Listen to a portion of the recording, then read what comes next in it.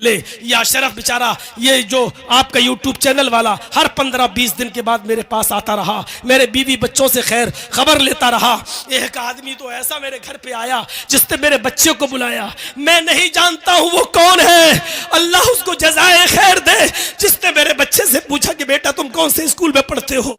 अगर हिम्मत कर सकते हो तो करो, और चलना है तो चलो मेरे साथ बनारस की जेल में। मैं आपको एक ऐसे आदमी से मिलवाता हूं जो स्विट्जरलैंड का रहने वाला है, जो आज से 8 साल पहले नेपाल के बॉर्डर पर अल्हम्दुलिल्लाह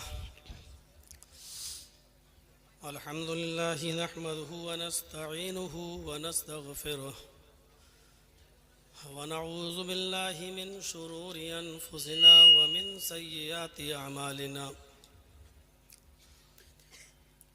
मन यहदिहिल्लाहु फला मुज़िल्ल लहु व मन युज़लिल्हु फला मुज़िल्ल लहु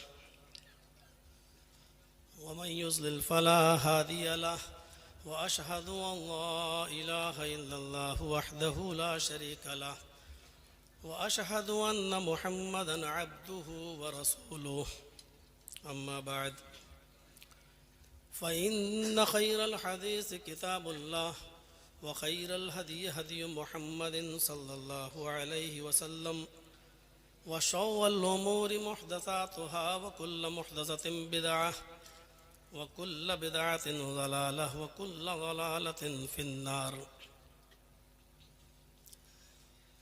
अऊज़ु बिल्लाहि मिनश शैतानिर रजीम। बिस्मिल्लाहिर रहमानिर रहीम। वला तहिनु वला तहज़नु व अंतुमुल अलौना इन कुंतुम मुमिनीन। रब्बि इश्रह ली सदरी व यस्सिर ली अमरी वहलुल उक़दतम मिन लिसानी यफ़क़हू क़ौली। स्टेज पर तशरीफ़ फरमा मुअक्कर उलमाए किराम, ललमटिया नीमा और उसके अतराफ़ व अकनाफ़ से तशरीफ़ लाए हुए मुअज़्ज़ज़ सामीन हज़रात, आपको ये बखूबी इल्म है कि मैं कहाँ था और किस जगह से मैं निकला हूँ। 6 महीने के बाद ये मेरा पहला प्रोग्राम यहाँ हो रहा है। मैं बहुत थोड़ी सी देर आज आपके सामने रहूँगा, क्योंकि मुझे मालूम है कि 1 महीना 1.5 महीना रुकने के बाद जब मैं कोई स्पीच पहली स्पीच देता हूँ तो 15 या 20 मिनट में मेरा गला बैठ जाता है। ये एक आदत है, मुश्किल से 15-20 मिनट में गला बैठना ही बैठना है पहली तकरीर में, और कल से ये फिर ठीक हो जाएगा। ये आज तक कोई डॉक्टर इस मर्ज़ को पकड़ ही नहीं पाया कि क्या बात है। वो छुरी होती है जिसको जितना तेज़ करते रहो तो चलती रहती है, और जब कुंद हो जाती है तो फिर उसको। मैंने ये जुमे का खुतबा भी कहीं नहीं दिया, जानबूझकर कहीं नहीं दिया। मैं निकल तो गया था लेकिन जानबूझकर मैंने जुमे का खुतबा कहीं नहीं दिया, क्योंकि इतनी भीड़ हो रही थी। जिस जगह पर भी खुतबे का ऐलान अगर सुन लिया जाता तो जगह नहीं मिलती। मेरे साथियों, ये पहला प्रोग्राम है हमारा, पहला। और इसके बाद फिर हमारे कर्नाटक के अहबाब बैठे हैं, इनको मालूम ही है कि फिर हमें कर्नाटक भी जाना है। 19 तारीख को उधर भी प्रोग्राम है, और रमज़ान तक हम एहतियात बरत रहे हैं। कुछ फॉर्मेलिटी होती है हाई कोर्ट की जिसको पूरा करना पड़ता है, उसमें अभी हम लगे हुए हैं। तो मेरे भाइयों, बुरा मत मानिएगा, जितना वक्त होगा हम देंगे। हर किसी को टाइम नहीं भी दे पाएंगे, हर आदमी बुरा ना माने। पहली बात यह है कि हम सबसे पहले उनको तरजीह देंगे। हर आदमी तारीख़ लेने ना आए मेरे पास, सबसे पहले मैं उनको तरजीह दूंगा जो झारखंड और बिहार और बंगाल से बेचारे हमारे पास गए। ऐसे ऐसे लोग हमारे पास गए मिलने के लिए कि जिनके पास होटल में खाना खाने को बाहर निकल के पैसा नहीं है, लेकिन मेरे लिए बेचारे वो सेब और केला लेके गए। लौट के आ रहे हैं तो पता चला उनके पास 1 भी रुपया नहीं है। वो घर कैसे जाएंगे? 1 भी रुपया नहीं है उनका। हाँ आया, वुजू बनाओ, अल्लाह ने कहा नमाज पढ़ो, हम नमाज पढ़ने के लिए खड़े हो गए। नमाज से पहले वुजू की शर्त है अगर वुजू नहीं तो नमाज भी नहीं। अल्लाह ने कहा कि हम तुम्हें हुकूमत देंगे, तुम्हें बुलंदी देंगे, तुम्हें सरदारी देंगे, इज्जत देंगे, लेकिन मेरी शर्त है इन कुन तुम मोमिनीन, अगर तुम मोमिन हो।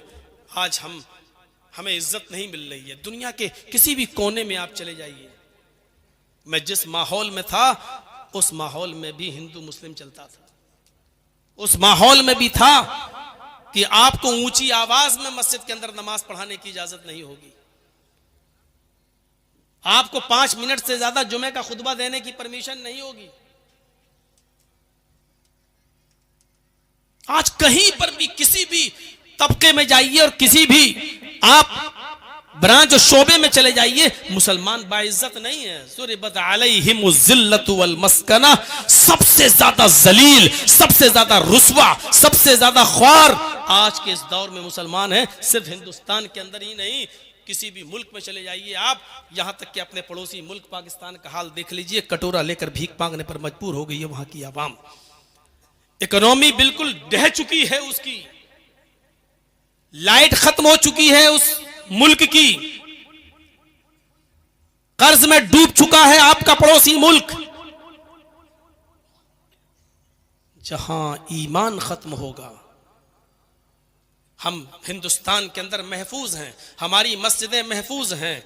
यहां होली और दिवाली और ईद अगर एक दिन पड़ जाए तो आराम के साथ आप रंग से बचते हुए मस्जिद में जा सकते हैं और हिंदू भाई भी आराम से अपना त्योहार बना सकता है। लेकिन आप अपने पड़ोसी मुल्क का हाल देखें तो वहां मस्जिदें महफूज नहीं है, नमाज की हालत में गोलियों से भून दिया जाता है, सजदे की हालत में गोलियों से भून दिया जाता है। मेरे प्यारे साथियों, दुनिया के किसी भी कोने में चले जाइए, इराक का हाल देख लीजिए आप, ईरान का हाल देख लीजिए आप, सीरिया का हाल देख लीजिए आप, फिलिस्तीन का हाल आप देख लीजिए।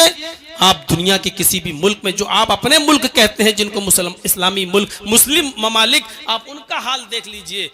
भारत के मुसलमानों से बदतर जिंदगी गुजार रहे हैं। हम इंफरादी तौर पर सबसे मजबूत हैं, हम इज्तिमाई तौर पर भी सबसे मजबूत हैं। अगर दुनिया का सबसे अमीर कोई इंसान है दुनिया का, तो वो एक मुसलमान है। और दुनिया का सबसे अमीर मुल्क अगर कोई है तो वो कुवैत, जिसकी करेंसी सबसे हाई फाई। हम इज्तिमाई तौर पर भी मजबूत हैं, इनफरादी तौर पर भी मजबूत हैं, लेकिन अफसोस ये है कि इसके बावजूद सबसे ज्यादा जलील, सबसे ज्यादा रुस्वा, सबसे ज्यादा बदनाम और सबसे ज्यादा बेबस, सबसे ज्यादा कमजोर अगर तुम्हें दुनिया में कोई नजर आएगा और हिंदुस्तान में कोई नजर आएगा तो वो मुसलमान नजर आएगा। वला तहिनु वला तहज़नु व अंतुमुल अलौना इन कुंतुम मुमिनीन, तुम गम न करो, तुम मायूस न हो जाओ, तुम परेशान न हो। मोमिनो, हम तुम ही को इज्जत देंगे, तुम ही बुलंद रहोगे, तुम ही साहिब इज्जत रहोगे, कदम कामयाबी तुम्हारे कदम चूमेगी। इन कुंतुम मुमिनीन, शर्त यह है कि तुम पहले मोमिन बन जाओ। अल्लाह ने ईमान की शर्त लगाई है, पहले तुम मोमिन बन जाओ। ईमान एक मुआहिदा है और अमल स्वालिह नतीजा है। आपसे एक मालिक और मजदूर होता है ना, मालिक जैसे मोबाइल में सिम और सिम के लिए मोबाइल, ये दोनों लाजिम और मलजूम है। आपके पास मोबाइल है लेकिन सिम नहीं तो बेकार है, आपके पास सिम है लेकिन मोबाइल नहीं तो बेकार है। आपके पास ईमान है लेकिन अमले स्वाले नहीं बेकार है, आपके पास अमले स्वाले है लेकिन ईमान नहीं बेकार है। अमले स्वाले हम क्या करेंगे, हमसे अच्छे अच्छे अमले स्वाले गैर मुस्लिम लोग करते हैं। आप चले जाइए बॉम्बे के टाटा हॉस्पिटल में लाइन लगी होगी, गैर मुस्लिमों की मदद लेकर घूम रहे हैं। कैंसर मरीजों के लिए कोई एक ट्रक सेब ला रहा है, कोई एक ट्रक ऑरेंज ला रहा है, कोई 2 लाख 4 लाख रुपए का चेक लिए खड़ा है, लीजिए साहब आप गरीब हैं तो हमसे ले लीजिए। कोई खाना लेके आ रहा है, कोई पूरा व्हील चेयर मरीजों को दे रहा है अपने पास से, कोई मरीजों का पूरा इलाज का ठेका ले रहा है अपने पास से। कितना अच्छा काम कर रहे हैं ये लोग।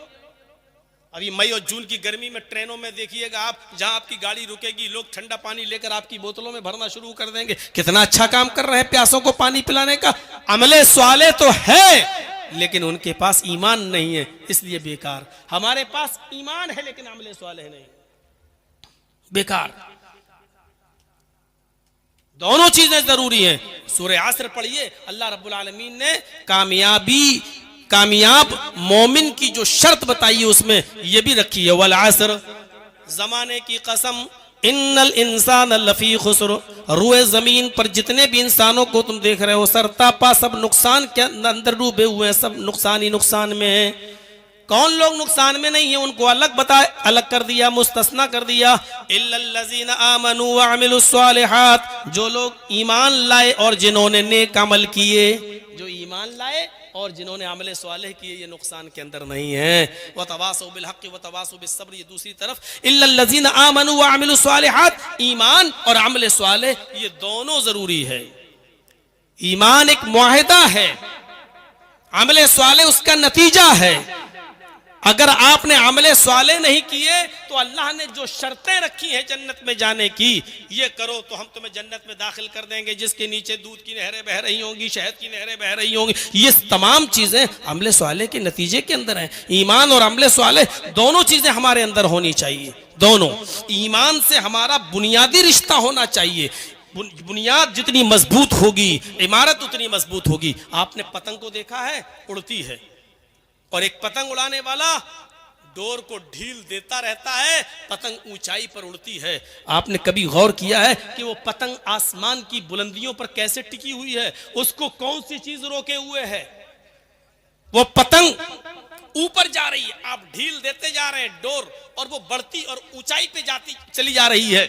उसको हवा में कौन सी चीज रोके है? उसको बुलंदी पर पहुंचाने वाली कौन सी चीज है? और कभी आपने फिर गौर किया होगा, थोड़ी देर के बाद उस पतंग के पास उड़ते हुए दूसरी पतंग आती है और दोनों पतंग में पेच लड़ते हैं और एक पतंग दूसरे पतंग की डोर को काट देती है। फिर आपने देखा होगा कि जो दूसरी पतंग कट के जमीन पर गिरती है, जिसकी डोर कट जाती है, वो पतंग हिचकोले खाते हुए, वो पतंग जंपिंग करते हुए, कोला मंडियां खाते हुए वो पतंग नीचे आती है। और फिर उसका अंजाम क्या होता है? जमीन पर खड़े चंद लड़के उस पतंग पर झपट पड़ते हैं और उसको नोच देते हैं, फाड़ देते हैं।